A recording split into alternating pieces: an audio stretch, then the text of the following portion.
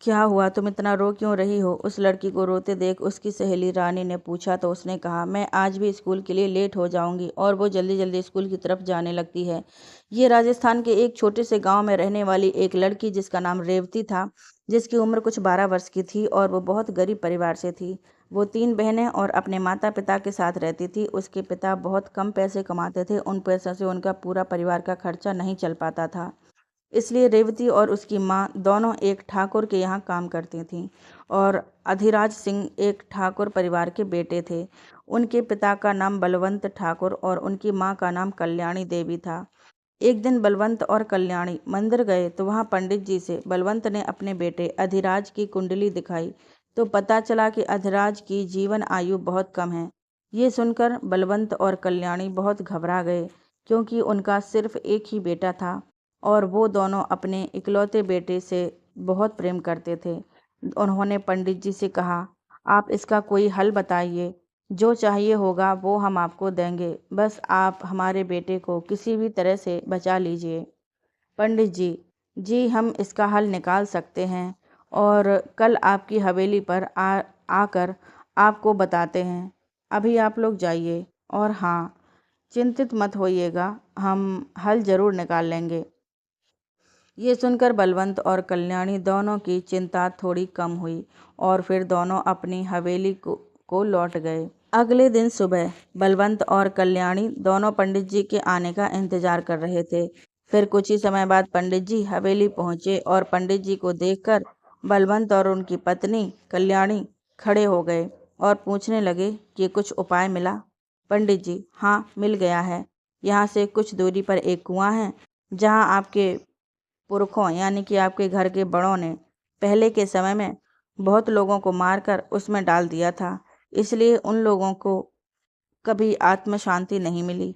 इसलिए अधिराज को वहां पर उनकी आत्म शांति के लिए पूजा करनी होगी और उसके बाद एक ऐसी लड़की को ढूंढना होगा जिसका भाग्य ईश्वर ने अपने हाथों से लिखा होगा, जिससे ये होगा कि आपका बेटा उस लड़की के भाग्य से जीवित रहेगा।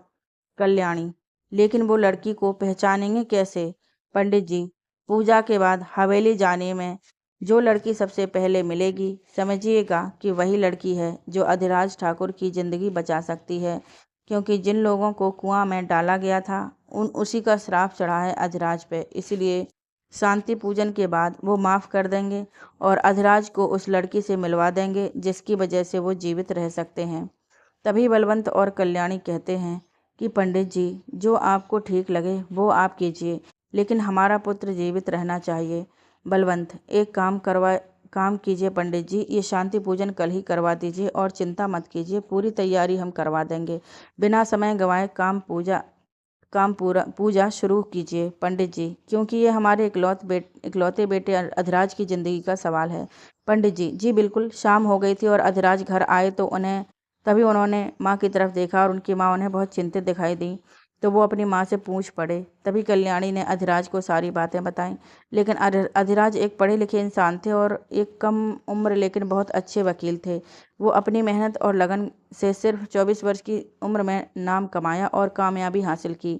वो माँ की बातों को अनसुना कर रहे थे और सब अंधविश्वास कहकर उसको भूल जाने को कह रहे थे। तभी बलवंत आए और सारी बातें बताकर कहा कि कल पूजा में बैठ जाइएगा और शांति पूजन कर लीजिएगा। अधिराज चुपचाप अपने पिता की बात सुन लिए और पूजा करने के लिए मान गए, क्योंकि वो अपने पिता की बात कभी टालते नहीं थे और अपने पिता की बहुत इज्जत करते थे। अगले दिन शाम को पंडित जी पूजा की सारी तैयारी करके हवेली आए और सभी को कुएं के पास चलने को कहा। बलवंत के 3 भाई और 3 भाभी थीं, पर उन सबको बस एक एक बेटी ही थी और अधिराज घर का इकलौता बेटा था। इसी वजह से वो सब का लाडला था। सब कुआं के पास गए, वहां पूजा हुई और फिर सब वहां से वापसी के लिए निकल गए। तभी रास्ते में रेवती दौड़ी दौड़ी अधिराज और उसके परिवार की गाड़ी के सामने आ गई। तभी अधिराज ने गाड़ी रोकी और कल्याणी गाड़ी से उतरकर रेवती को उठाया और पूछा, लगा तो नहीं? रेवती, नहीं मालकिन, नहीं लगा, क्षमा कर दीजिएगा हमें, हम आपकी गाड़ी के सामने आ गए। कल्याणी, नहीं नहीं, जाइए आप घर अच्छे से। फिर रेवती चली गई और कल्याणी भी गाड़ी में आकर वापस बैठ गई। फिर अधिराज अपने पूरे परिवार के साथ घर आ गए। कल्याणी, सुनिए जी, आपने उस लड़की को जाने कैसे दिया? वो वही लड़की थी। आपने सुना नहीं था पंडित जी की बात? बलवंत: पागल है क्या आप? उस लड़की से हम अपने राजकुमार जैसे बेटे का विवाह करेंगे? बिल्कुल भी नहीं कल्याणी जी। तभी कल्याणी बलवंत की ये बात सुनकर नाराज और चिंतित हो जाती हैं और जाकर सबको बताती हैं कि पंडित जी ने शादी करने के लिए बोला था, वो भी उसी लड़की से जो वापसी में सबसे पहले मिले। कल्याणी की ये बात सुनकर पूरे घर वाले चिंतित हो जाते हैं और बलवंत के तीनों भाई बलवंत से कहते हैं कि जाओ और उस लड़की को लेकर आओ और हमारे बेटे से उसकी शादी करवाओ। बलवंत: लेकिन भाई साहब। तीनों भाई: लेकिन वेकिन कुछ नहीं, जो पंडित जी ने कहा है वो कीजिए, जल्दी जाइए। तभी सबके इतने बोलने पर बलवंत मान जाते हैं और लड़की का पता लगाने को कहते हैं। और फिर बलवंत लड़की के पूरे परिवार से मिलते हैं और देखते हैं कि वो लोग आर्थिक स्थिति में बहुत ख़राब हैं और ये लोग बहुत ही मुश्किल से खा पाते हैं। लेकिन पंडित जी की बात को देखते हुए वो उनके परिवार के पास जाते हैं। बलवंत को देखकर रेवती के माता पिता बहुत खुश हो जाते हैं और कहते हैं, बलवंत ठाकुर आप यहाँ? बलवंत: हाँ, वो तुम लोगों से हमें ये कहना चाहते हैं कि तुम्हारी बड़ी बेटी से हम अपने बेटे की शादी करवाना चाहते हैं। तो एक काम करो, तुम लोग अपनी बेटी को हमारे साथ भेज दो और किसी को भी कभी मत बताना कि तुम मेरी बहू के माता पिता हो।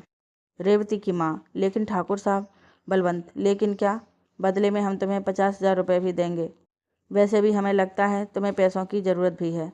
बलवंत की ये बात सुनकर रेवती के पिता के मन में लालच आ जाती है और वो मान जाते हैं। रेवती की माँ: लेकिन रेवती के बापू। रेवती के पिता: अरे रेवती की माँ, एक तो हमारी बेटी रानी बनकर रहेगी वहाँ और दूसरा कि हमें पैसा भी मिल जाएगा, उससे हम कुछ काम की शुरुआत कर लेंगे और हमारी हालत भी अच्छी हो जाएगी। ये सुनकर रेवती की माँ चुप हो जाती है और अपनी बेटी को बलवंत ठाकुर के साथ भेज देती है। हवेली पहुंचते ही रेवती देखती है कि बहुत बड़ा हवेली है और वहां पे अधिराज की 3 बहनें खड़ी थीं। तीनों का नाम विद्या, सुनैना और रीवा, जिसमें से विद्या और सुनैना बहुत शाही तरीके से रहना पसंद करती थीं और रीवा बहुत सादगी तरीके से रहती थी और रीवा का स्वभाव भी बहुत नरम था। रेवती बहुत प्यारी और बहुत ही ज़्यादा खूबसूरत थी, लेकिन कम उम्र और रहन सहन अलग होने की वजह से वो सबको अच्छी नहीं लगी। लेकिन रीवा फिर भी बहुत प्रेम और स्नेह के साथ उसको अंदर लेकर आई और अपने कमरे में ले गई और कहा, आप यहाँ पर रह सकती हैं। शाम को अधिराज घर आते हैं और बलवंत और पूरा परिवार शादी के बारे में अधिराज को बताते हैं। अधिराज शादी के लिए तैयार नहीं होते हैं, लेकिन सारे परिवार के कहने पर उन्हें मानना पड़ता है। उसके अगले दिन ही बलवंत और कल्याणी पंडित जी को बुलाकर शादी करवाने को कहते हैं। शाम को ही पंडित जी मंदिर में सारी तैयारी कर लेते हैं और पूरे परिवार के साथ बलवंत को वहां बुलाते हैं। फिर बलवंत भी अपने पूरे परिवार के साथ मंदिर पहुंच जाते हैं। आज रेवती बहुत ही खूबसूरत लग रही थी क्योंकि रेवती को आज रीवा ने शाही कपड़े पहनने को दिए थे। रेवती को देखकर कल्याणी उसको देखती ही रह गई और साथ में पूरा परिवार रेवती की खूबसूरती की तारीफ भी किया। लेकिन अधिराज एक बार भी रेवती का चेहरा नहीं देखे। फिर उन दोनों की शादी भी हो जाती है। लेकिन रेवती शादी के बाद भी रीवा के साथ उसके कमरे में रहती थी। रीवा और रेवती की उम्र एक ही थी। दोनों अच्छी सहेलियां बन गई थीं। रेवती को अधिराज अपनी पत्नी के रूप में स्वीकार नहीं किए और पूरा परिवार भी रेवती के साथ नौकरों की तरह बर्ताव करते थे। बस कल्याणी और रीवा रेवती को प्रेम दिया करती थीं। कल्याणी तो रेवती को अपनी बेटी भी कहा करती थी। रेवती हवेली में नौकरानी की तरह काम करती थी, लेकिन कल्याणी उसे मना कर भी करती थी। कल्याणी: बेटा, आपको ये सब करने की कोई ज़रूरत नहीं है। आप बहू हैं हमारी, आपको कुछ करने की ज़रूरत नहीं है। यहाँ पर बहुत से नौकर नौकरानियाँ हैं। रेवती: जी माँ जी, वो हमें कुछ बुरा नहीं लगता है इसमें, हम पहले भी सारे काम किया करते थे। कल्याणी फिर रेवती के सर पर हाथ रखती है और वहाँ से चली जाती है। तभी सामने से अधिराज आते रहते हैं और अधिराज: शंभू, पानी लाइएगा हमारे लिए। लेकिन शंभू वहाँ नहीं था, इसी वजह से रेवती पानी देती है। रेवती: जी पानी। आवाज़ सुनकर अधिराज समझ जाते हैं कि वो रेवती है। अधिराज: शंभू कहाँ गया? रेवती: वो जी अधिराज फिर वहाँ से उनकी बातें सुने बिना ही वहाँ से चले जाते हैं और रेवती का चेहरा नहीं देखते हैं। एक दिन पंडित जी रेवती और अधिराज को मंदिर बुलवाते हैं। तभी रेवती और अधिराज मंदिर जाते हैं। तभी रेवती को पता चलता है कि क्यों अधिराज से रेवती की शादी हुई और अधिराज के साथ रेवती का रहना कितना ज़रूरी था। मंदिर से आते वक्त अधिराज: रेवती, रेवती, रेवती घबराहट भरी आवाज़ में: जी जी। अधिराज, हम पहले पढ़ने बाहर गए थे, तभी से हम एक लड़की से प्रेम करते हैं और हम उनसे शादी भी करना चाहते थे। वो लड़की यहीं बगल शहर के ठाकुर घराने से ही है। उनका नाम शिवन्या सिंह राजपूत है और आपसे शादी हमारे घर वालों ने अंधविश्वास में आकर करवा दिया। रेवती, जी। अधिराज, हम उनसे शादी तो नहीं कर सकते, पर उन्हें धोखा देकर आपसे प्रेम भी हम नहीं कर पाएंगे। रेवती, जी, आप उनसे शादी कर लीजिए, लेकिन हम भी यहीं रहेंगे क्योंकि हम भी वापस नहीं जा सकते। और यकीन मानिए, हमें आपकी शादी से कोई आपत्ति नहीं होगी और हमारी वजह से आपको और आपकी पत्नी को कोई कष्ट भी नहीं होगा। अधिराज, लेकिन रेवती, बिल्कुल बेफिक्र होकर शादी कीजिए, कोई दिक्कत नहीं होगी हमारी तरफ से। अधिराज, आपको बदले में क्या चाहिए? रेवती, कुछ नहीं, बस हमें अपनी पढ़ाई पूरी करनी है, क्योंकि हमने बस 7वीं कक्षा तक पढ़ाई की है, वो भी ज़बरदस्ती चले जाते थे सरकारी विद्यालय। लेकिन पिछले 1 साल से हम काम किया करते थे अपने पिता की मदद करने के लिए। अधिराज, ठीक है। अधिराज घर जाकर शिवन्या के बारे में पूरे परिवार को बताते हैं। ये सुनकर कल्याणी नाराज हो जाती हैं, लेकिन पूरा परिवार अधिराज की ये बात सुनकर खुश हो जाता है। कल्याणी, लेकिन रेवती का क्या? अधिराज, वैसे तो आप लोगों ने उनके साथ गलत किया है, लेकिन उन्हें कोई आपत्ति नहीं है हमारी और शिवन्या की शादी से। उन्हें उसके बदले में भी कुछ नहीं चाहिए, लेकिन हम चाहते हैं कि विद्या, सुनैना और रीवा के साथ रेवती भी आगे की पढ़ाई पूरी करेंगी। फिर कल्याणी रेवती के पास जाती हैं और कहती हैं कि बेटा, ये क्या किया आपने? आपने इजाज़त दे दी अधिराज को दूसरी शादी करने की, लेकिन इसमें भी आपकी गलती नहीं है। आपकी उम्र ही बहुत छोटी है, इसलिए अपनी खुशी किसी और के हाथ दे दी आपने, वो भी इतनी आसानी से। ये कहकर कल्याणी वहाँ से चली जाती हैं। कुछ दिनों बाद ही अधिराज और शिवन्या की शादी हो जाती है। शिवन्या आती है और रेवती से मिलती है। रेवती की खूबसूरती देखकर शिवन्या को अच्छा नहीं लगता है। शिवन्या भी एक ठाकुर परिवार की लड़की थी, इसलिए सारे घर वाले शिवन्या को बहुत प्रेम देते थे। लेकिन कल्याणी रेवती को ही पसंद करती थी, क्योंकि रेवती बहुत साफ दिल की साधारण सी लड़की थी। शिवन्या सारा वक्त अधिराज के पास ही दिखाई देती थी। शिवन्या और कुछ नहीं करती थी, क्योंकि शिवन्या को कुछ काम करना ही नहीं आता था। वह और रेवती सारा काम किया करती थी और अब तो साथ में पढ़ाई भी किया करती थी। और शिवन्या से रेवती कम उम्र भी थी, बहुत छोटी थी, इसलिए रेवती को बहुत तारीफ मिलती थी।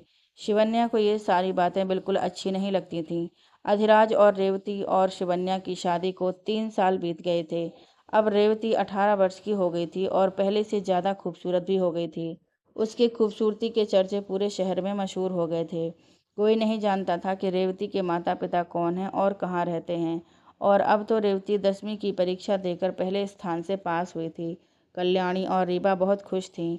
रीवा तो वैसे भी पढ़ने में बहुत अच्छी थी, इसी कारण उसका अंक रेवती से भी अधिक था। लेकिन विद्या और सुनैना के अंक अच्छे नहीं आए थे। दोनों रीवा से तो नहीं, लेकिन रेवती से बहुत जलन करती थीं और रेवती से बातें भी नहीं करती थीं।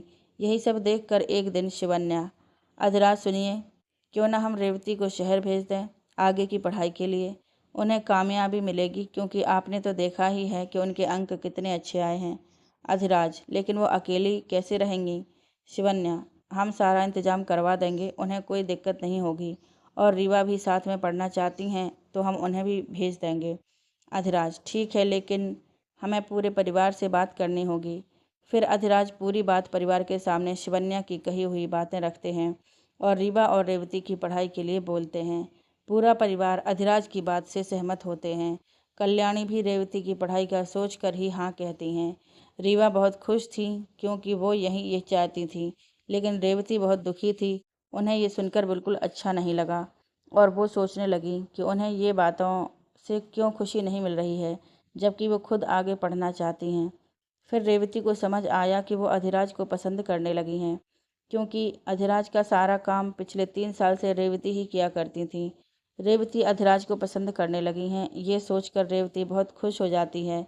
लेकिन फिर अचानक से उसकी चेहरे की मुस्कान गायब हो जाती है, क्योंकि फिर रेवती के दिमाग में ये आता है कि अधिराज ने आज तक रेवती का चेहरा भी नहीं देखा है, तो वो रेवती से प्यार भी करेंगे। ये सोचकर रेवती के लिए बेवकूफ़ी है, और वो तो शिवन्या से प्रेम करते हैं। ये सब सोचकर वो ये फैसला लेती है कि वो शहर जाकर अपनी आगे की पढ़ाई पूरी करेगी। 2 दिन बाद सुबह सुबह रीवा और रेवती शहर जाने के लिए तैयार हो जाती हैं। फिर सबसे अलविदा लेकर दोनों बाहर आ जाती हैं, जहां अधिराज खड़े होते हैं और दोनों को रेलवे स्टेशन छोड़ने जाने वाले होते हैं। रीवा गाड़ी में बैठ जाती है और रेवती बैठने लगती है। तभी रेवती का पैर फिसल जाता है और रेवती गिरने लगती है, लेकिन रेवती को गिरने से अधिराज बचा लेते हैं। उसी बीच अधिराज पहली बार रेवती का चेहरा देखते हैं और देखते रह जाते हैं, और दोनों एक दूसरे को देखने लगते हैं और देखते देखते एक दूसरे में खो जाते हैं।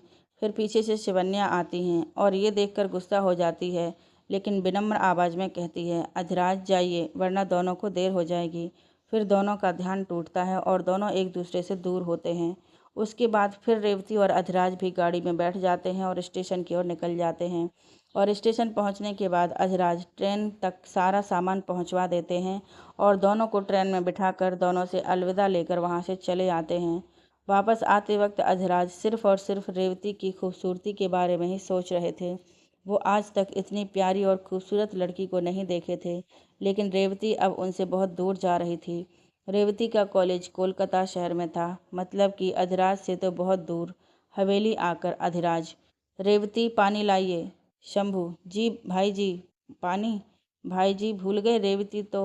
अधिराज, हाँ हाँ ठीक है। हर वक्त अब अधिराज को रेवती की ज़रूरत महसूस होने लगी, क्योंकि रेवती अधिराज को कहने का भी मौका नहीं देती थी और उसकी ज़रूरत का सामान पहले ही लाकर हाजिर कर देती थी। लेकिन शिवन्या को कुछ फ़र्क नहीं पड़ता था और वो खुद में ही व्यस्त रहती थी। खुद के कपड़े, खुद की खूबसूरती में ही व्यस्त रहती थी। उसको अधिराज का पसंद और नापसंद भी नहीं मालूम था और ना ही मालूम रखने में वो कोई दिलचस्पी रखती थी। और शिवन्या को पूरे परिवार से भी ज़्यादा मतलब नहीं रहता था। एक दिन शिवन्या, ये हमारा नया लाया हुआ ड्रेस किसने पहनकर ख़राब कर दिया? ये ड्रेस विद्या से ख़राब हो गई थी। इसलिए विद्या और सुनैना दोनों चुप थीं। तभी शिवन्या उनके पास आ जाती है और कहती हैं, आप दोनों ने ही हमारा ड्रेस ख़राब किया है ना? उस समय वहाँ पूरे परिवार के साथ साथ हवेली के सारे नौकर भी मौजूद थे। ऐसे शिवन्या का चिल्लाना, वो भी पूरे परिवार और सारे नौकरों के सामने, विद्या और सुनैना को अच्छा नहीं लगा और वो बहुत नाराज़ हो गईं। और बाद में जब अधिराज घर आए तो दोनों ने उनको सारी बातें बताईं। अधिराज अपनी बहनों से बहुत स्नेह और प्रेम करते थे। उन्होंने देखा कि सारी बातें बताते वक्त उन दोनों की आंखें नम हो गई हैं। अधिराज अपनी बहनों की बातें सुनकर शिवन्या से बात करने गए, लेकिन उल्टा शिवन्या ही रोने लगी और उल्टा विद्या और सुनैना की ही शिकायत करने लगी। कमरे के बाहर खड़ी विद्या और सुनैना ने देखा कि अधिराज शिवन्या से कुछ नहीं बोल पाए। ये देखकर दोनों उदास हो गईं और फिर दोनों अपने कमरे में चली गईं। विद्या और सुनैना भी रेवती को बुरा भला बोला करती थीं, लेकिन फिर भी रेवती उनकी चिंता ही किया करती थी। ये सोचकर विद्या और सुनैना बहुत उदास रहने लगी थीं। कोलकाता शहर, वहाँ कोलकाता पहुंचकर रेवती और रीवा अपने हॉस्टल पहुंच जाती हैं। वहाँ रीवा और रेवती को एक कमरा दिया गया और वहाँ पर दोनों शिफ्ट हो गई थीं। दोनों का हॉस्टल गर्ल्स हॉस्टल था, लेकिन कॉलेज में लड़के और लड़कियाँ दोनों साथ पढ़ते थे। जब पहला दिन रेवती और रीवा कॉलेज गईं तो सब रेवती को देखकर उनकी खूबसूरती की तारीफ कर रहे थे, लेकिन रेवती और रीवा की ज़्यादा दोस्ती नहीं हुई थी, क्योंकि वहाँ सब वेस्टर्न कल्चर में जीने वाले लड़के लड़कियाँ थे।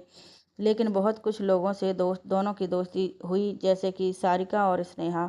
वहाँ एक लड़का था जो रेवती से सीनियर था और उसके पीछे बहुत सारी लड़कियाँ पागल थीं, और उसका नाम आर्यन सिंघानिया था। एक दिन कॉलेज के अंदर आते वक्त आर्यन और रेवती टकरा गए। क्योंकि रेवती बहुत जल्दी में थी और लेट हो चुकी थी, इसलिए बिना कुछ बोले ही वहाँ से वो चली गई और एक बार भी उसने आर्यन की तरफ ध्यान नहीं दिया। आर्यन भी रेवती का चेहरा नहीं देख पाया, लेकिन रेवती का यूं वहाँ से चले जाना आर्यन को अच्छा नहीं लगा और उसे ये बेइज्जती सी लगी। वो सुना नहीं है कि ये कौन था जिसने मुरह कपूर को नहीं देखा। हाँ, तो बिल्कुल वैसी ही बेइज्जती उसे महसूस हुई। उसे लगा कि ये कौन सी लड़की थी जिसको मेरी वैल्यू नहीं है, क्योंकि आर्यन के लिए तो लड़कियां अपना क्लास क्या सब कुछ छोड़ने को तैयार हो जाती थीं। इतने में वहाँ आर्यन का मित्र राहुल आता है और आर्यन से बोला, क्या हुआ भाई, कहाँ खोया है तू? आर्यन अभी भी गुस्से में रेवती की कक्षा की तरफ ही देख रहा था और फिर गुस्से में वो रेवती की कक्षा की ओर गया और उसने पूरे कक्षा में नज़र घुमाकर देखा तो उसे एक लड़की दिखी जो सफ़ेद रंग के सलवार और कमीज के साथ लाल रंग की चुन्नी पहनकर बैठी थी। उसके कपड़ों के रंग से आर्यन पहचान जाता है कि ये वही लड़की है जिसकी तलाश में वो यहाँ तक आया था। उसका चेहरा जैसे दिन का सुबह, उसकी आंखें जैसे सागर, उसके होंठ जैसे गुलाब की पंखुड़ी, भला की खूबसूरत थी। उसको देखते के साथ आर्यन बस उसको देखता ही रह गया। रेवती से आर्यन की नज़र ही नहीं हट रही थी। तभी कक्षा में अध्यापक आ जाते हैं और आर्यन का मित्र राहुल उसे वहाँ से ले जाता है। वहीं कॉलेज के बाहर एक चबूतरा बना हुआ था, वहाँ पे आर्यन और राहुल जाकर बैठ जाते हैं। उसके बाद राहुल, भाई चल क्लास में। सर वैसे ही हमें पसंद नहीं करते, ऊपर से तेरी वजह से मुझसे भी वो नाराज़ रहते हैं। तेरा दोस्त होना भी गुनाह हो गया है। लेकिन आर्यन कहीं और ही खोया था। उसे तो अभी सफ़ेद रंग के कपड़ों में दिखी लड़की का ही ख्याल था, यानी कि रेवती। कॉलेज के प्रिंसिपल आर्यन के पापा थे और राहुल भी उन्हीं की बात कर रहा था, क्योंकि आर्यन और उसके पापा, जिनका नाम राजवीर सिंघानिया है, दोनों के बीच बिल्कुल भी नहीं पटती थी। राजवीर को आर्यन का यूं मस्ती करना और लाइफ को बिल्कुल भी सीरियस नहीं लेना पसंद नहीं था। राजवीर को आर्यन का कोई दोस्त भी पसंद नहीं था। आर्यन वहीं बैठा था। तभी रेवती और रीवा अपनी क्लास खत्म करके बाहर निकली। रीवा ने देखा कि आर्यन वहां से रेवती को एक नज़र से देख रहा है। रीवा, रेवती देखिए, वो कब से आपको ही देखे जा रहे हैं। आखिर क्यों? ये सुनकर रेवती की नज़र आर्यन पे गई। उसने देखा तो वो वही लड़का जिससे वो सुबह आते वक्त टकरा गई थी। फिर रेवती, रीवा, ये वही हैं जिनसे हम सुबह टकरा गए थे। बहुत जल्दी में थे तो माफ़ी भी नहीं मांग पाए, शायद इसलिए वो हमें ऐसे देखे जा रहे हैं। रीवा, अच्छा हो सकता है। रेवती, हम उनसे माफ़ी मांग लेते हैं जाकर, आप यहीं रुकिए। रीवा, नहीं, हम भी साथ चलते हैं। रेवती, ठीक है। फिर रेवती और रीवा दोनों आर्यन जहाँ बैठा था वहाँ जाती हैं। आर्यन रेवती और रीवा को अपनी ओर आता देख घबरा जाता है और अपनी नज़र इधर उधर करके देखने लगता है। तभी रेवती और रीवा वहाँ पहुँच जाती हैं और रेवती, सुनिए। आर्यन चौंकी हुई आवाज़ में, कौन? मैं? क्या आपने मुझे बुला रही हो? रेवती, जी। आर्यन, हाँ बोलो। रेवती, हम सुबह के लिए क्षमा मांगने आए थे। वो हम बहुत जल्दी में थे और आपसे माफ़ी भी नहीं मांग पाए। Aryan, sorry for what? Revathi, वो हम आपसे सुबह टकरा गए और माफ़ी भी नहीं मांग पाए। आर्यन, अरे कोई बात नहीं, मेरी भी गलती थी, मैं भी ठीक से देखकर नहीं चल रहा था, कोई बात नहीं। ये सुनकर राहुल आर्यन को देखता रह गया और साथ में खड़े आर्यन के दूसरे मित्र भी चौंक गए, क्योंकि आर्यन की गलती होने के बाद भी वो अपनी गलती नहीं मानता था। लेकिन आज उसकी गलती नहीं होने के बाद भी वो माफ़ी पे माफ़ी मांगे जा रहा था। माफ़ी मांगने के बाद फिर रेवती वहाँ से जाने लगती है। तभी आर्यन, आपका नाम क्या है? रेवती, जी रेवती। फिर और वो फिर जाने लगती है। तभी आर्यन, और मेरा नाम आर्यन है और मैं आपका सीनियर हूँ। अगर तुम्हें किसी चीज़ की ज़रूरत होगी तो मुझसे बोलना। ये सुनकर रेवती रीवा पीछे मुंह करके देखती हैं और मुस्कुरा कर कहती हैं, जी धन्यवाद, लेकिन हमें किसी चीज़ की ज़रूरत नहीं है। ये कहकर वो वहाँ से चली गई। तभी राहुल बोला आर्यन से, राहुल, क्या भाई, क्या हो गया है तुझे? तू ही था ना वो? हाँ। आर्यन मुस्कुराकर वहाँ से जाने लगता है। तभी उसके पीछे खड़ी होकर सुन रही थी एक दोस्त जिसका नाम था रूही। वो पीछे से बोली, हाँ बिल्कुल, खुश हो लो तुम दोनों, लेकिन उसके मांग में सजे सिंदूर नहीं देखे हो शायद। आर्यन ये सुनकर पीछे मुड़कर देखता है और बोलता है, आर्यन, देख रूही, मैं अभी मजाक के मूड में नहीं हूँ। रूही, यार तेरी बेस्ट फ्रेंड हूँ, तेरा अच्छा ही चाहूँगी। तू इतना खो गया था उसकी खूबसूरती में कि उसके सिंदूर की तरफ तेरा ध्यान ही नहीं गया। राहुल, हाँ भाई, रूही सही बोल रही है। दोनों की ये बातें सुनकर आर्यन दौड़ता हुआ कॉलेज कैंटीन में जाता है और वहाँ बैठी रीवा और रेवती के सामने जाकर देखता है। वो देखता है कि सच में रेवती की मांग में सिंदूर है, जिस पे अभी तक आर्यन की नज़र ही नहीं गई थी। आर्यन को वहाँ देखकर रेवती और रीवा खड़ी हो गईं और पूछने लगीं, क्या हुआ? लेकिन आर्यन बिना कुछ बोले ही वहाँ से चला गया और बाहर जाकर बैठ गया और वो बहुत दुखी भी लग रहा था। तो मित्रों, आगे क्या लगता है? क्या आर्यन के साथ रेवती की बात बन पाएगी? और ये रूही कौन है? आर्यन को अकेला और दुखी देखकर रूही और राहुल उसके पास जाते हैं और उसे थोड़ा अलग मूड में ले जाने की कोशिश करते हैं। लेकिन आर्यन रूही और राहुल की किसी भी बातों पर ध्यान नहीं दे रहा था। जब आर्यन राहुल और रूही को कोई जवाब नहीं देता तो वो दोनों भी थक कर बैठ गए। कुछ समय बाद आर्यन खड़ा हो गया और राहुल से बोला, जा गाड़ी निकाल, घर जाना है। और रूही, तू चल, तुझे भी घर छोड़ देता हूँ। ये सुनकर राहुल दौड़कर गाड़ी निकालने चला जाता है और आर्यन रूही के साथ घर के लिए कॉलेज से निकल जाता है। अगले दिन सुबह आर्यन और राहुल कॉलेज के ग्राउंड में बैठे थे, तभी उन्हें कुछ लड़कों के हंसने की आवाज़ आई। तभी आर्यन, राहुल, ये आवाज़ कौन कर रहा है यार? जाकर देख, मेरा सर दर्द हो रहा है ऐसे ही। राहुल, हाँ भाई रुक। फिर राहुल देखने जाता है और फिर आर्यन के पास दौड़ता हुआ आता है और बोलता है यार वो। ये सुनकर आर्यन थोड़ा घबरा जाता है और पूछता है आर्यन क्या हुआ। राहुल वो मनु और रॉकी दोनों रीवा और रेवती को परेशान कर रहे हैं। साथ में और भी लड़कियां हैं भाई। ये सुनकर आर्यन आराम से बैठा रहता है और कुछ नहीं बोलता। तभी राहुल भाई ये गलत है, तुम्हें उसकी मदद करनी चाहिए। आर्यन ये सुनकर वहाँ से खड़ा हो जाता है और राहुल से कहता है चल। राहुल और आर्यन जब गेट के पास आते हैं तो देखते हैं कि वहाँ शांति है। फिर आर्यन राहुल की तरफ देखता है और पूछता है कहाँ हैं भाई रेवती और रीवा। तभी आर्यन की नज़र रूही पर जाती है जो वहाँ पर खड़ी थी और अपनी एक दोस्त से बातें कर रही थी। आर्यन रूही तूने यहाँ मनु और रॉकी को देखा। रूही हाँ, अभी वो उन दोनों लड़कियों को परेशान कर रहा था। आर्यन तो अब किधर गए हैं वो लोग। रूही प्रिंसिपल ऑफिस में। मोहित आया था और उसने दोनों को बचा लिया और दोनों बदमाशों को प्रिंसिपल के पास ले गया। ये कहकर रूही अपने क्लास में चली गई।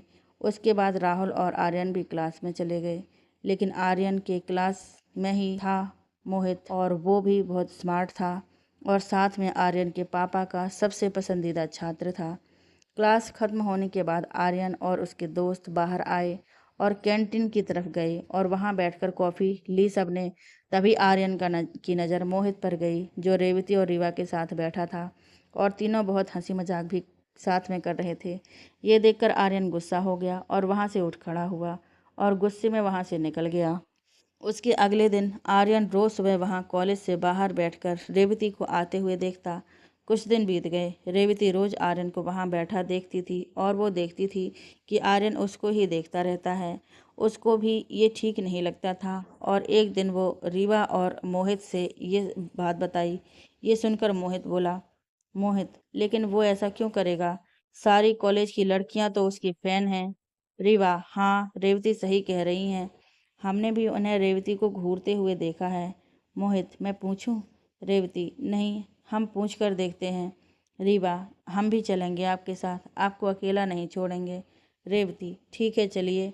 दोनों धीमी धीमी आर्यन के पास जाती हैं। आर्यन बिल्कुल अकेला था कैंटीन में। रेवती जी सुनिए। ये सुनकर आर्यन पीछे मुड़कर देखता है और रेवती को सामने देखकर खुश हो गया और बोला हाँ बोलिए ना। रेवती हम कुछ दिनों से देख रहे हैं कि आप हमें देखते रहते हैं। हमने कुछ बिगाड़ा है क्या आपका। आर्यन नहीं, बस पहली नज़र में देखते ही मुझे तुमसे प्यार हो गया है। और ये कहते कहते आर्यन रेवती का के दोनों हाथ पकड़ लेता है। ये सुनकर रेवती रीवा की तरफ देखती है और आर्यन से अपना हाथ छुड़ाकर रीवा का हाथ पकड़कर वहाँ से दोनों भाग जाती हैं और कॉलेज के ग्राउंड में पहुँच जाती हैं और वहाँ लगे बेंच पर बैठ जाती हैं। रेवती ये क्या हो रहा है हमारे साथ, और सब बुरी चीज़ें हमारे साथ ही क्यों होती हैं। रीवा प्लीज़ रेवती चुप हो जाइए, कुछ भी मत बोलिए। अब सब सही हो रहा है। हम अचानक से आर्यन की बात सुनकर दंग रह गए, लेकिन आर्यन का ये बात हमें सही लगा। आखिरकार आपको भी ज़िंदगी जीने का हक है। भाई ने तो आपको एक बार भी नहीं देखा है। वो आपसे प्रेम भी नहीं करते हैं और आर्यन आपसे प्रेम करते हैं।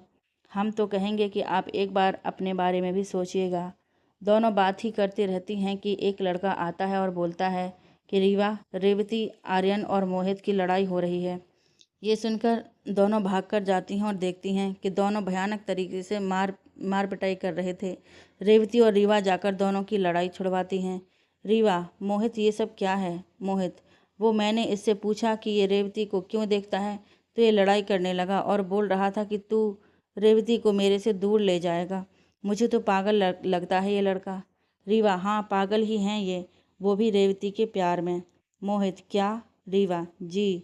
मोहित फिर भाई तू मुझे क्यों मार रहा था, उसके पति को मारना।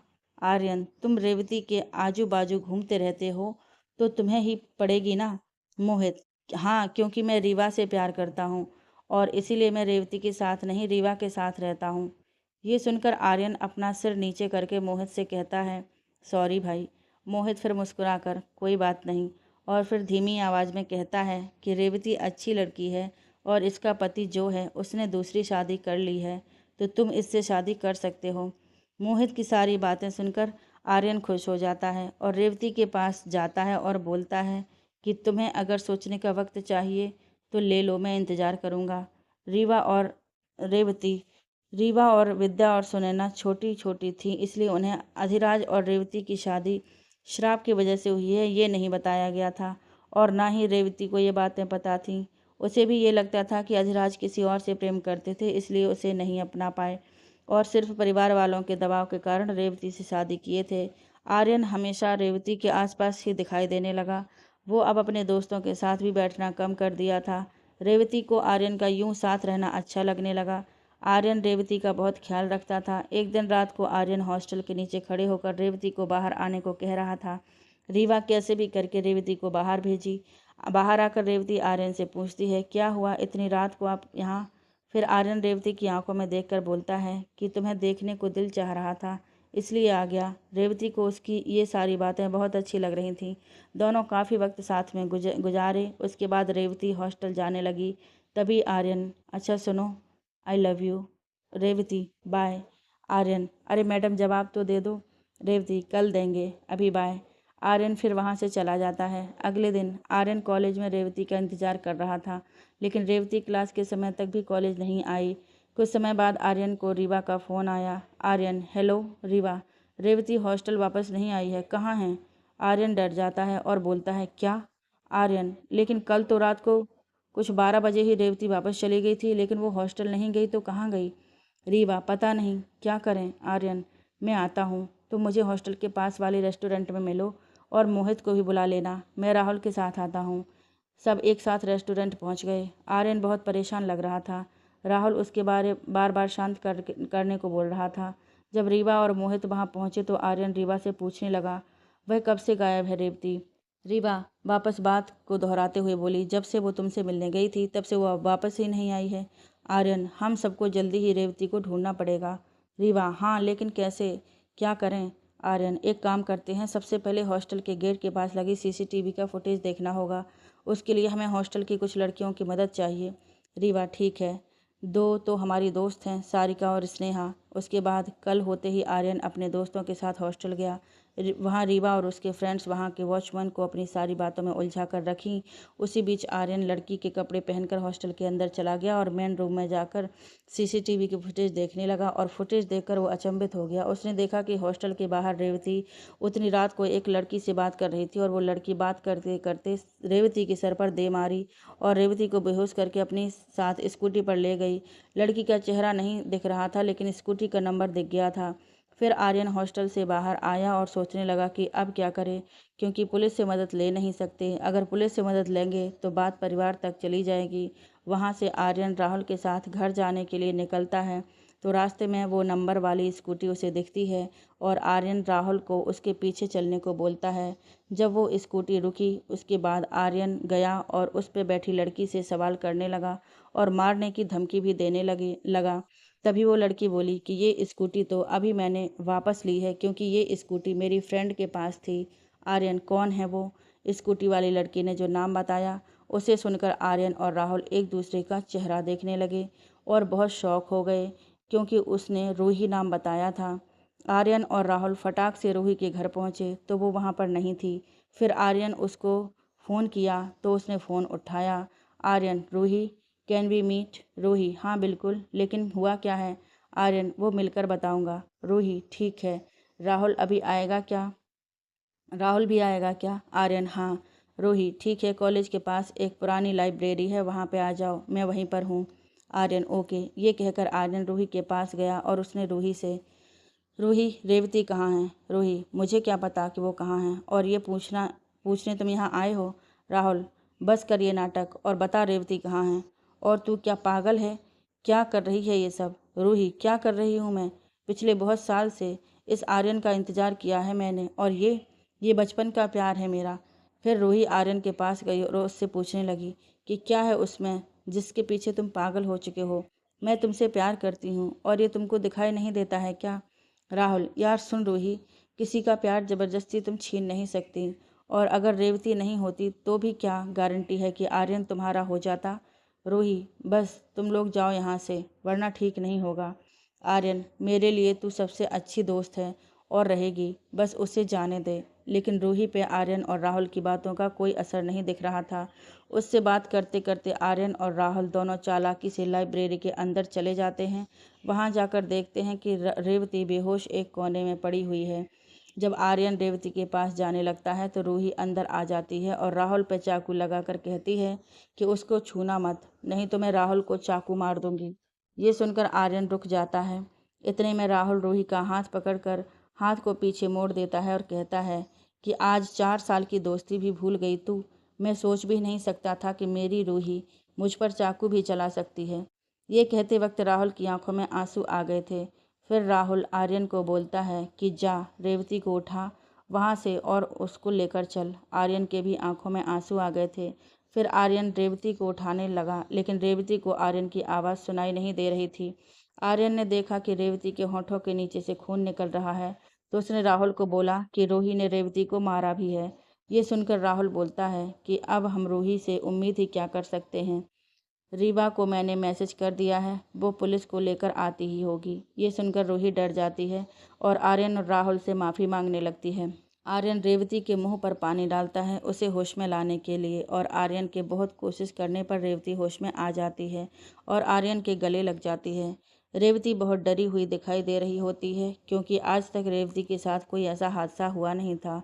आर्यन और राहुल उसे शांत करवाने में लग जाते हैं। तभी रीवा और मोहित पुलिस के साथ वहां पहुंच जाते हैं, लेकिन पुलिस को देखकर रूही रोने लगती है और सबसे माफ़ी मांगने लगती है। उसे देखकर राहुल और आर्यन को भी रोना आ जाता है, क्योंकि वो तीनों बचपन के दोस्त थे। और आर्यन रेवती के सामने अपना सर नीचे करके बैठ जाता है और बोलता है कि जो सज़ा देनी है मुझे दे दो, लेकिन इसे माफ़ कर दो। राहुल, ये भी हम दोनों से प्यार करती है, इसलिए हम दोनों को मिलने वाली सज़ा भी इसके लिए सज़ा ही होगी। ये सब देखकर रूही रेवती के पैरों के सामने बैठकर माफ़ी मांगने लगती है और बोलती है कि नहीं, मैंने गलती की है तो सारी सज़ा मुझे ही मिलनी चाहिए, इन दोनों को नहीं। ये सब देखकर रेवती कहती है कि आप तीनों की दोस्ती को सलाम है। एक गलती करता है और दूसरा गलती का एहसास भी करवाता है और फिर उस गलती को तीनों मिलकर सुधारते भी हो। मैं रूही को माफ़ करती हूँ और मुझे कोई केस भी नहीं करनी है। सॉरी इंस्पेक्टर सर, लेकिन इसे मैं एक और मौका देना चाहती हूँ। रूही को बहुत अफसोस होने लगता है और वो रेवती को से बार बार माफ़ी मांगती है और फिर आर्यन और राहुल से बोलती है कि मैं अपने दोस्तों को नहीं खोना चाहती हूँ, मुझे माफ़ कर दो तुम दोनों। ये सुनकर दोनों उसे गले लगा लेते हैं और माफ़ कर देते हैं। तभी राहुल कहता है चल रूही, अब इन दोनों को तोता मैना को अकेले छोड़ देते हैं। राहुल की ये बात सुनकर सब वहाँ से आर्यन और रेवती को अकेले छोड़कर चले जाते हैं। फिर आर्यन रेवती के करीब आता है और रेवती उसे देखकर मुस्कुराती रहती है। तभी रीवा वापस आती है और बोलती है कि रेवती। रेवती उसकी तरफ देखती है और वो देखती है कि रीवा बहुत घबराई हुई है। वो दौड़कर रीवा के पास आती है और पूछती है क्या हुआ रीवा। रीवा फिर बताती है कि भाई साहब का एक्सीडेंट हो गया है और हमें यहाँ से जाना होगा। ये सुनकर रेवती एक बार आर्यन की तरफ देखती है, फिर उदास मन से रीवा को बोलती है चलो हमें आज ही यहाँ से निकलना होगा। ये बोलकर रेवती वहाँ से रीवा के का हाथ पकड़कर जाने लगती है। तभी पीछे से आर्यन रेवती का हाथ पकड़ लेता है और अपने सर को हिलाकर नहीं जाने का इशारा करता है। फिर रेवती उसे पीछे मुड़कर प्यार से देखती है। फिर बिना कुछ बोले ही रेवती अपना हाथ आर्यन के हाथ से छुड़ाकर वहाँ से चली जाती है। वहाँ से निकलकर रेवती कल्याणी को फ़ोन करती है और पूछती है माँ, अधिराज कैसे हैं और ये सब कैसे हुआ, कब हुआ। कल्याणी, बेटा वो अधिराज काम से जा रहे थे और उनके साथ ये हादसा हो गया। शिवन्या भी साथ में थी, उन्हें भी चोट आई है। हमने कहा था अधिराज से कि आपको दूर ना भेजें, लेकिन हमारी कोई सुनता ही नहीं है। कहीं पंडित जी की कही बात सच ना हो जाए। कल्याणी के मुंह से ये बात सुनकर रेवती ने पूछा कि माँ, पंडित जी ने क्या कहा था। तब कल्याणी ने रेवती से सारी बात बताई और वहाँ खड़ी रीवा भी कल्याणी की बातें सुन रही थी। जब कल्याणी की बात खत्म हुई तो रेवती की आंखों में आंसू आ गए थे और उसने पूछा कि यही कारण बस हमें बापू साहब ने हमें हमारे माता पिता से खरीद लिया था। कल्याणी, बेटा ये मत बोलिए, मेरे ईश्वर जानते होंगे कि मैंने अपनी बेटी से बढ़कर माना है आपको। रेवती ये सुनकर कहती हैं कि चलिए, ईश्वर ने एक माँ तो दी हमें, नहीं तो एक माता पिता ने तो हमें पैसों के लिए छोड़ दिया। ये कहकर रेवती रोने लगती है और रीवा उसे चुप कराती है। कल्याणी भी भावुक होकर फ़ोन काट देती है। यहाँ से रेवती और रीवा दोनों राजस्थान पहुंचकर सीधा हॉस्पिटल जाती हैं और रीवा अधिराज के कमरे में जाती है। वहाँ अधिराज और शिवन्या दोनों बेहोश सोए रहते हैं। रेवती अधिराज के पास जाकर बैठती है और उनका हाथ पकड़ कर रोने लगती है। तभी वो देखती है कि अधिराज का हाथ हिलता है और वो डॉक्टर को बुलाती है। डॉक्टर आते हैं और चेक करते हैं, फिर बाहर आकर बताते हैं कि अधिराज की तबीयत में सुधार है, लेकिन शिवन्या अभी तक उसी हाल में है। फिर कल्याणी रेवती के पास आती है और उसके सर पर हाथ फेरते हुए कहती है, हमें पता है अब अधिराज को कुछ नहीं होगा। और फिर मुस्कुराते हुए कहती है, चलिए सब घर चलें, 4 दिन से आप लोग आराम ही नहीं किए हैं, अब चलकर आराम कीजिए। अब अधिराज को कुछ नहीं होगा क्योंकि रेवती यहाँ पर रहेगी। रेवती भी कहती है कि आप लोग जाइए, हम हैं यहाँ पर। रेवती के बार बार बोलने पर सब रेवती की बात सुन लेते हैं और घर चले जाते हैं। हॉस्पिटल में रेवती और उसके साथ जिद करके रीवा भी रुक जाती है। तभी रेवती पानी लाने के लिए जा रही होती है तो उसे सामने वाले रूम से ज़ोर से खींचकर कोई अंदर ले लेता है। रेवती घबरा जाती है और चिल्लाने की कोशिश करती है तो उसके मुंह पर कोई हाथ रख देता है, उसका मुंह बंद कर दिया जाता है।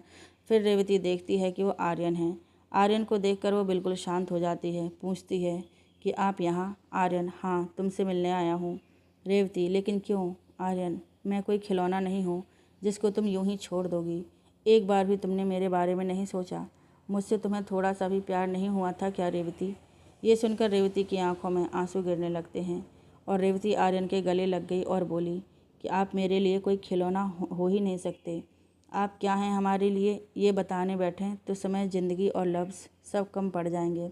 फिर रेवती अपने आंसू पोंछती है और आर्यन से दूर होती है और आर्यन को वहाँ से चले जाने के लिए बोलती है। ये सारी बातें सुनकर आर्यन, रेवती, जब तुम मुझे इतना चाहती हो तो चलो ना मेरे साथ, मैं नहीं रह पाऊँगा तुम्हारे बगैर।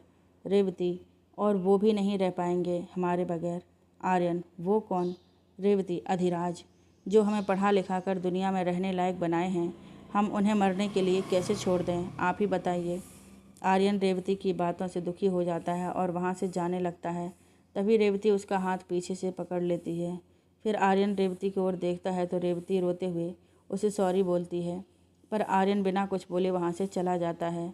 रेवती वापस आती है और अधिराज के पास बैठी रीवा को आकर सारी बातें बताती है।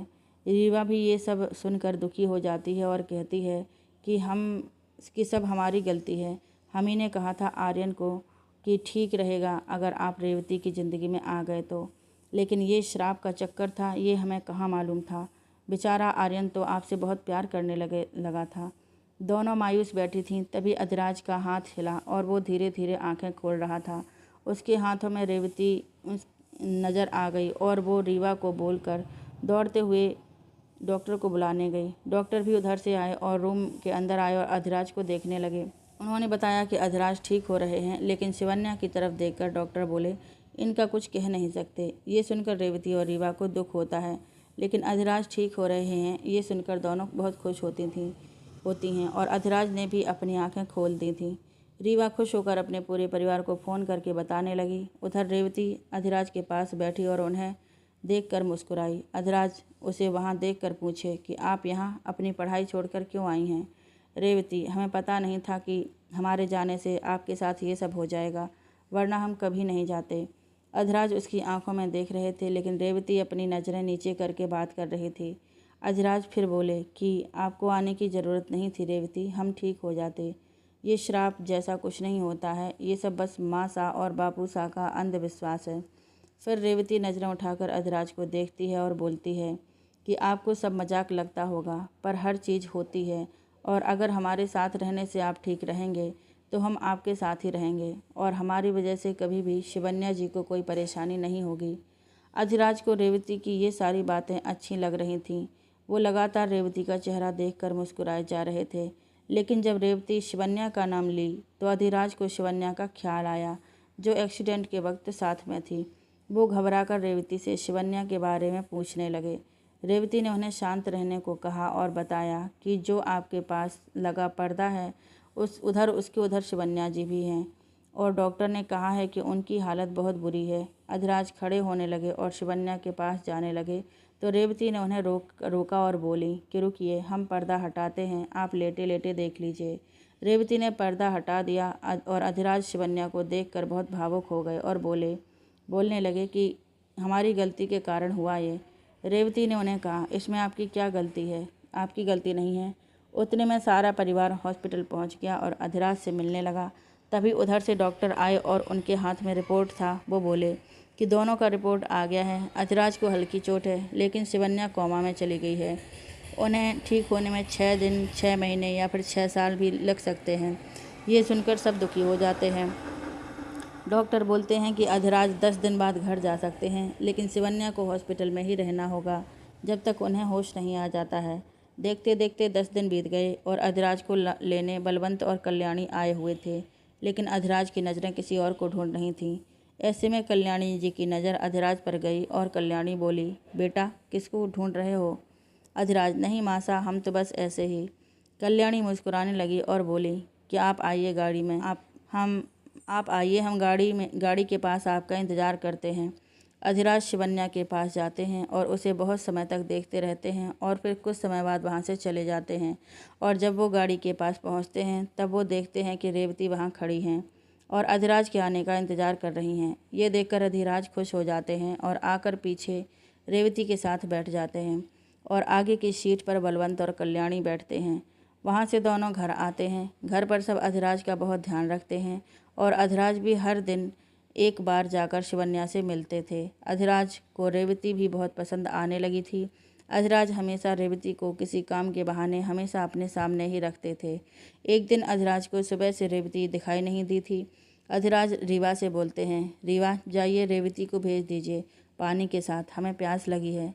रीवा, जी भाई साहब। रेवती पानी लेकर आई और अधिराज के हाथों में देकर वो वहाँ से जा रही थी। तभी अधिराज उसे रोकते हुए पूछते हैं, क्या बात है रेवती, आप उदास क्यों हैं? किसी ने कुछ कहा है क्या आपसे? लेकिन रेवती सिर हिलाकर ना कहती है।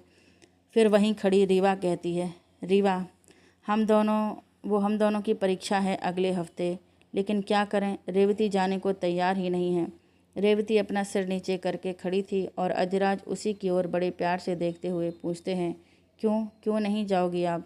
रेवती, हम गए और ये सब हो गया, अब हम नहीं जाएंगे। अगर फिर आपको कुछ हो गया तो? अधिराज मुस्कुराते हैं और कहते हैं कि चलिए ठीक है, फिर हम भी आपके साथ ही चलते हैं। वैसे भी हमें वहाँ से निमंत्रण आया था कि आकर स्पेशल क्लास दीजिए लॉ के विद्यार्थियों को। ये सुनकर रीवा और रेवती अधिराज को देखने लगती हैं। रीवा तो मोहित के बारे में सोचकर डर रही थी और रेवती को डर था कि अधिराज के सामने देख आर्यन ना कुछ करे। फिर दोनों सोच ही रही थीं कि उतने में ही अधिराज बोलते हैं, जाइए पैकिंग कीजिए, हम टिकट करवाते हैं। ये कहकर अधिराज वहाँ से चले गए। दोनों ने पैकिंग की और 2 दिन बाद ही परिवार से विदा लेकर वो तीनों वहाँ से निकल गए। आते वक्त अधिराज ने कल्याणी को शिवन्या का ख्याल रखने को कहा और बोले कि हमें बताते रहिएगा शिवन्या के बारे में। कल्याणी ने शिवन्या की सारी जिम्मेदारी ले ली और बोली कि आप लोग जाइए निश्चिंत होकर, हम यहाँ सब संभाल लेंगे। कल्याणी खुश थी कि अधिराज और रेवती की नज़दीकियाँ बढ़ रही हैं। कोलकाता पहुंचते ही अधिराज ने रहने का इंतजाम करवाया। पहले दोनों हॉस्टल में रहती थीं, लेकिन अब अधिराज के साथ फ्लैट में आ गई थीं। अगले सुबह दोनों कॉलेज गईं और वहां गेट पर ही आर्यन, राहुल, रूही, मोहित सब बैठे इंतजार कर रहे थे। रीवा को देखकर मोहित दौड़ता हुआ आया, पर रीवा ने उससे कोई बात नहीं की और फ़ोन करने को कहा। लेकिन रेवती एक बार भी अपनी नज़रें उठाकर आर्यन की तरफ नहीं देखी। कुछ समय बाद सबसे पहला इंस्पिरेशन क्लास अधिराज का आर्यन के क्लास में ही था। यानी कि सबसे पहले अधिराज आर्यन के ही क्लास में क्लास लेने गए। जब अधिराज क्लास ले रहे थे तो तब तक आर्यन को पता नहीं था कि ये रेवती के पति हैं। जब क्लास की छुट्टी हुई तब सारे विद्यार्थी से अधिराज मिले और सबको अधिराज बहुत पसंद आए। क्लास की कुछ लड़कियां तो अधिराज के लुक्स की तारीफ भी कर रही थीं, क्योंकि अधिराज बहुत ही ज़्यादा स्मार्ट और हैंडसम थे। आर्यन को तो अपनी तारीफ सुनने की आदत थी बस, और सारी लड़कियां उसकी दीवानी थीं। लेकिन अधिराज के आने के बाद क्लास की सारी लड़कियां अधिराज की ही तारीफ़ कर रही थीं और जहां देखो वहां सिर्फ अधिराज की ही बातें हो रही थीं। ये सब आर्यन को बिल्कुल भी अच्छा नहीं लग रहा था। जब अधिराज क्लास ख़त्म करके क्लास के बाहर आए तो देखे कि रेवती अपने क्लास से बाहर खड़ी है और वो भी अकेली। उसे अकेला देख अधिराज वहाँ गए और रेवती से पूछे कि रेवती, आप यहाँ क्या कर रही हैं? रेवती, जी वो रीवा अपनी दोस्त को बाहर छोड़ने गई है, इसलिए मैं उसका इंतज़ार कर रही हूँ। फिर हम दोनों कैंटीन में जाकर कुछ नाश्ता करेंगे। अधिराज: वाह, आपको पता है हमें भी भूख लग रही है, क्या हम भी आप दोनों के को ज्वाइन कर सकते हैं? रेवती अपना सिर नीचे करके खड़ी थी और उतने में ही रीवा की आवाज़ आई, जी भाई साहब, बिल्कुल चलें। फिर तीनों कैंटीन की तरफ गए, लेकिन वहाँ उन तीनों को एक साथ जाते हुए राहुल ने देख लिया। वो जाकर आर्यन को बताया कि अधिराज रेवती और रीवा के साथ जा रहे थे कैंटीन की तरफ। ये सुनकर आर्यन राहुल को बोलता है कि शांत रहो, याद नहीं है मोहित के समय भी कुछ ऐसा ही हुआ था।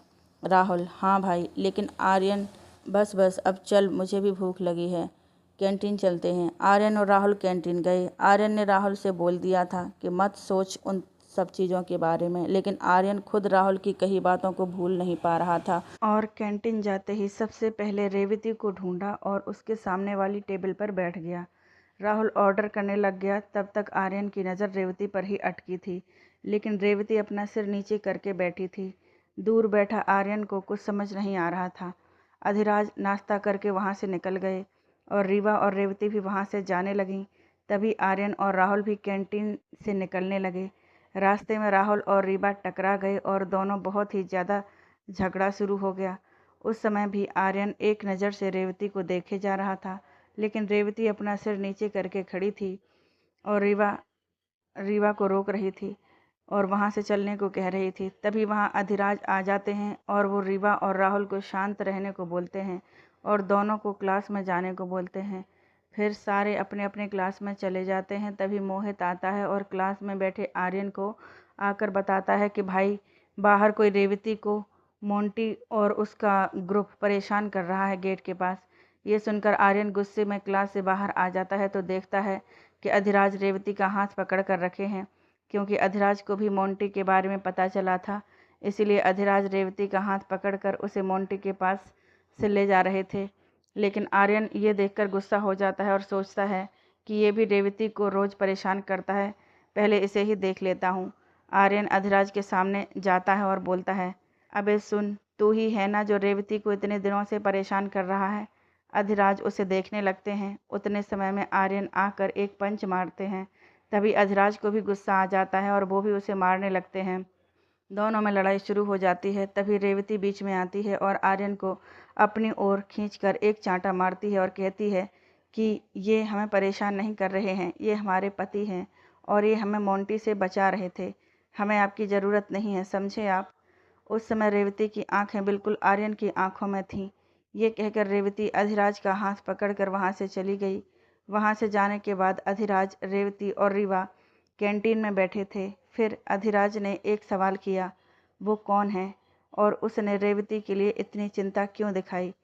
रेवती कुछ नहीं बोली। फिर रीवा ने ही बताया कि वो हर लड़की को बचाता है भाई साहब, वो प्रिंसिपल सर का बेटा है।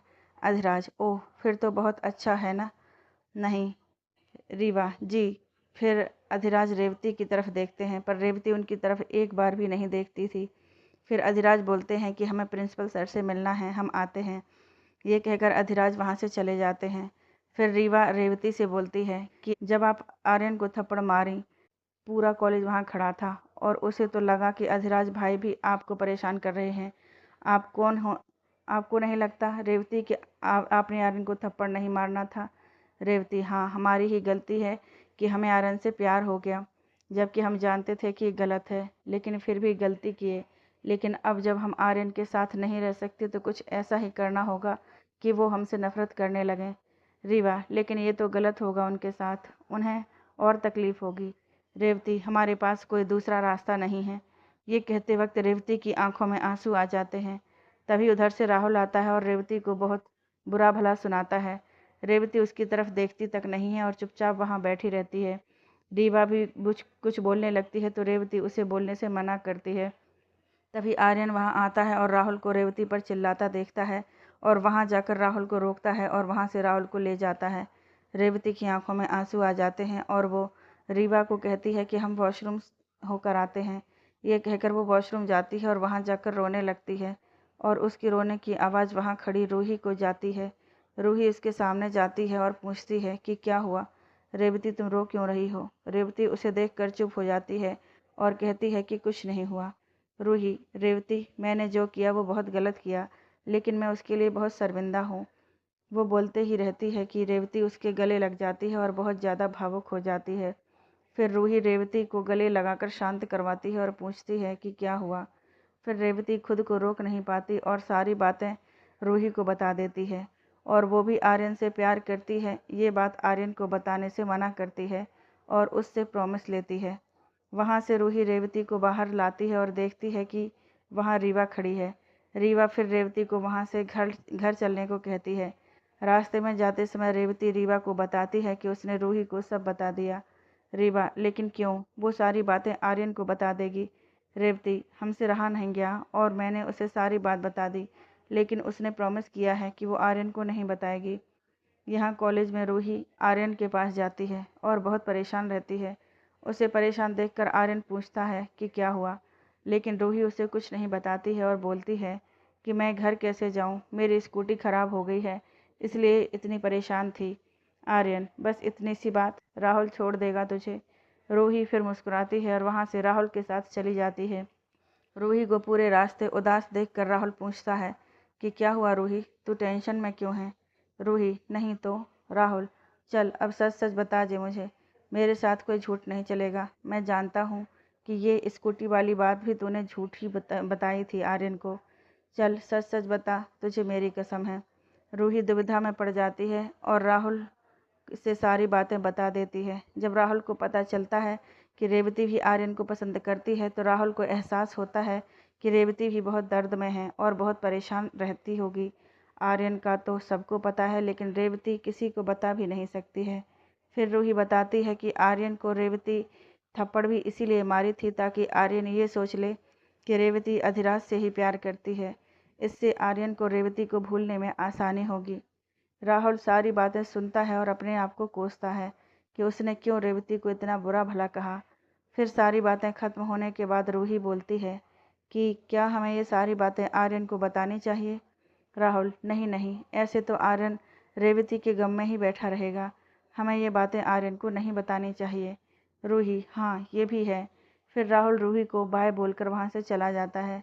रेवती और रीवा घर पर होती हैं, तभी डोर बेल बजती है और रीवा गेट खोलती है।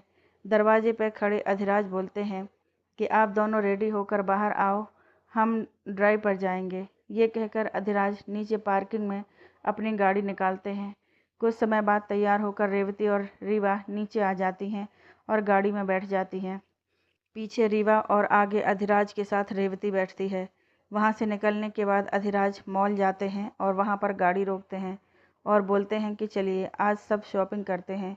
रीवा खुश हो जाती है और गाड़ी से एक्साइटेड होकर बाहर आती है, लेकिन रेवती कार में ही बैठी रहती है।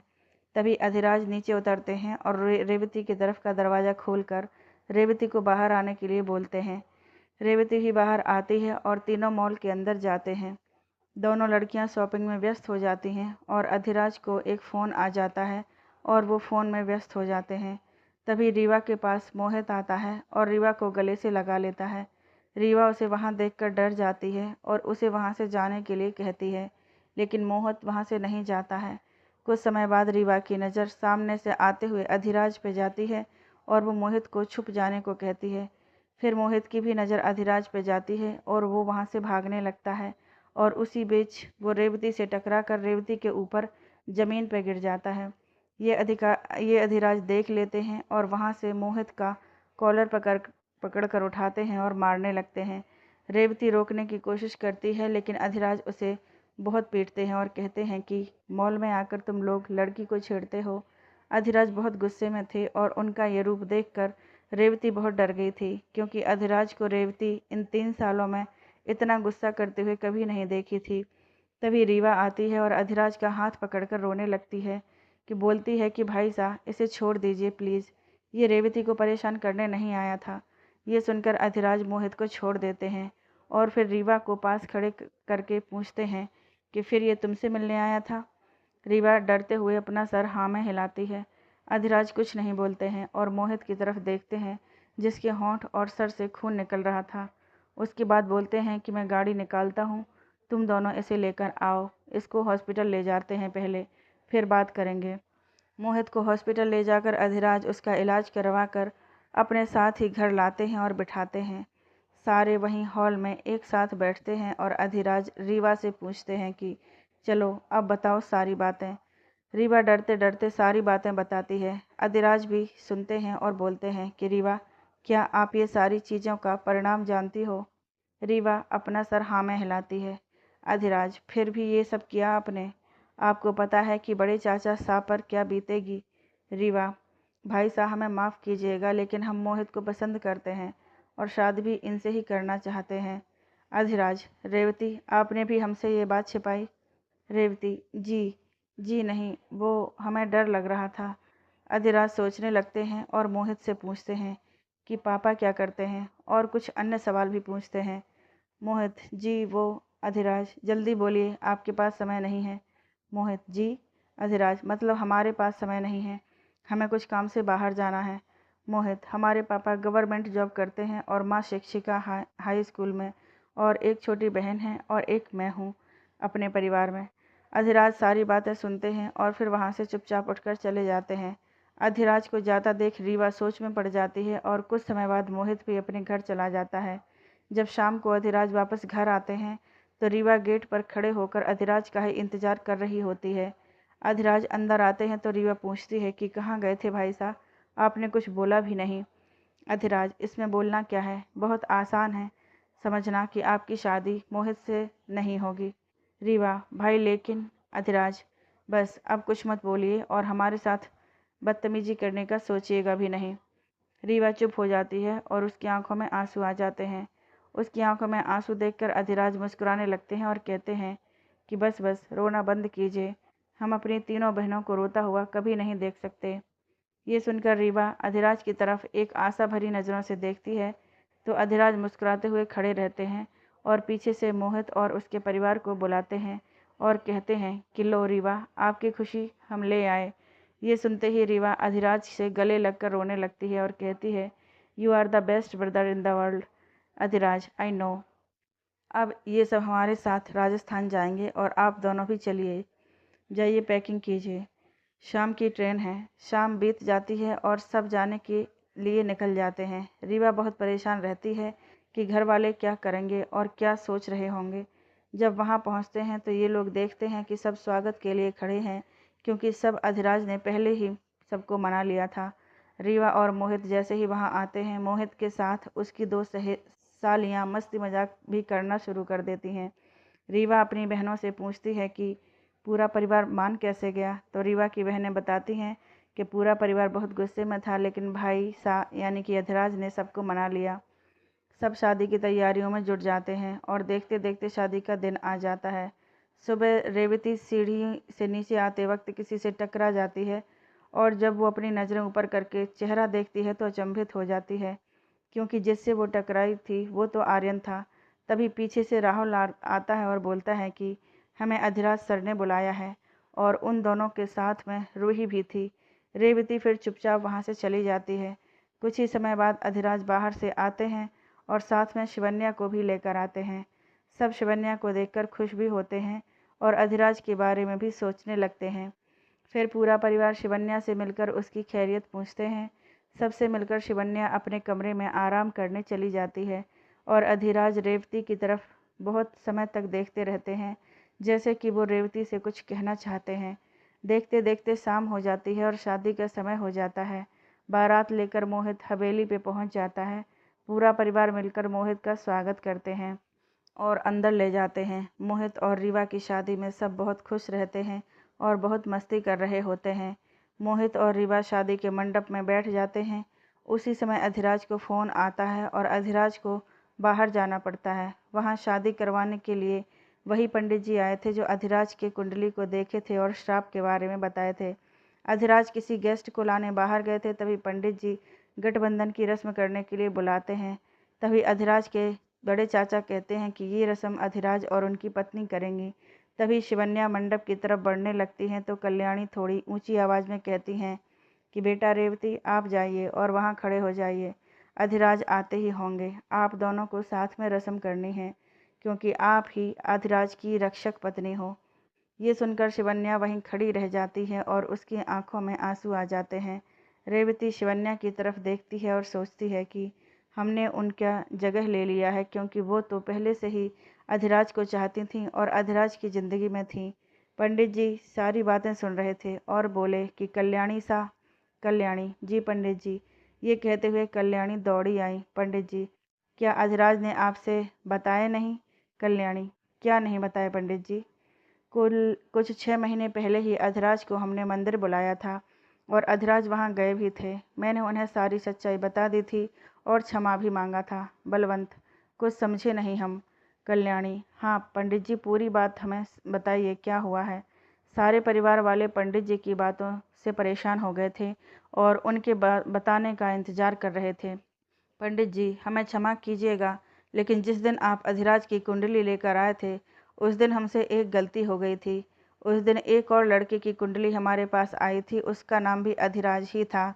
जो श्राप और दोष के बारे में हमने आपको बताया था, वो आपके पुत्र का नहीं था, वो उस लड़के का था। और वो लड़का की तबीयत बहुत खराब रहने लगी थी, इसलिए उसके माता पिता हमसे उसकी कुंडली वापस दिखाने आए थे।